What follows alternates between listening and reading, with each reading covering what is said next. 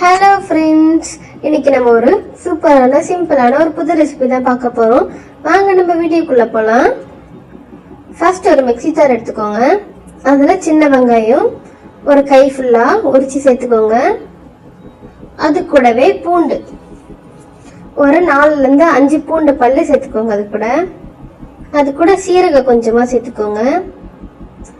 புளி கொஞ்சமா சேர்த்துக்கோங்க.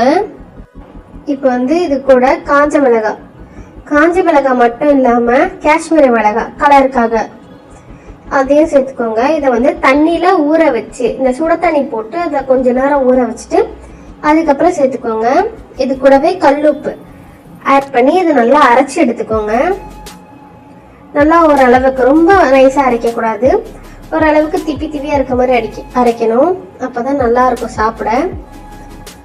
இது சட்னி நம்ம ரெடி பண்ணியாச்சு. இப்போ நம்ம போண்டா செய்ய போறோம். இட்லி மாவு எடுத்துக்கோங்க.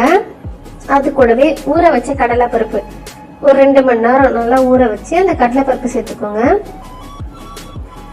அது கூட கொத்தமல்லி கருவேப்பிலை பொடியா நறுக்கி சேர்த்துக்கோங்க.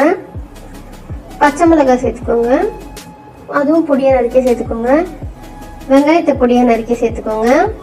இது கூட சீரகம் சேர்த்துக்கோங்க. அதுக்கப்புறம் அரிசி மாவு சேர்த்தீங்கன்னா நல்லா கொஞ்சம் மொறுன்னு வரும். அதுக்காக அரிசி மாவு ஒரு 2ல இருந்து 3 ஸ்பூன் அரிசி மாவு சேர்த்துக்கோங்க. இது கூட உப்பு சேர்த்துக்கோங்க. இது நல்லா மிக்ஸ் பண்ணிக்கோங்க. நல்லா மிக்ஸ் பண்ணுங்க.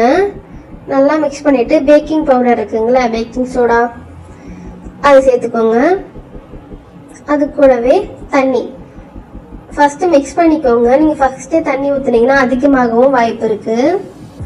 அதனால மிக்ஸ் பண்ணிட்டு இந்த பதத்துல எடுத்துக்கோங்க. நல்லா போண்டா மாவு மாதிரி, ரொம்ப தண்ணியாகவும் கலக்கக்கூடாது, ரொம்ப கெட்டியாக வரக்கூடாது. இந்த மாதிரி பதத்துல இருக்கணும். நல்லா ஆயில் சூடு பண்ணிட்டு அதில் எடுத்து இந்த இது போட்டுருங்க. மாவை நல்லா சின்னதா போடுங்க, ஒரு பைட் சாப்பிட்ற மாதிரி அந்த மாதிரி போட்டுக்கோங்க. இப்போ இது நல்லா 2 பக்கமும் திரும்பி நல்லா கோல்டன் ப்ரௌன் ஆகணும் 2 பக்கமும். அப்போ எடுக்கலாம். இதை நல்லா திருப்பி விடுங்க 2 பக்கமும். பாருங்க நல்லா கலர் ஆயிடுச்சா. இப்போ இதை நம்ம எடுக்கலாம். எடுத்து ஒரு பிளேட்டுக்கு மாத்திக்கலாம். இப்போ நம்ம சட்னியை தாளிக்க போறோம். சட்னி தாளிக்க ஃபர்ஸ்ட் ஒரு கடாயில கொஞ்சமா எண்ணெய் ஊற்றிக்கோங்க. அது கூடவே கடுகு சேர்த்துட்டு இது கூட நம்ம சட்னி சேர்க்கலாம்.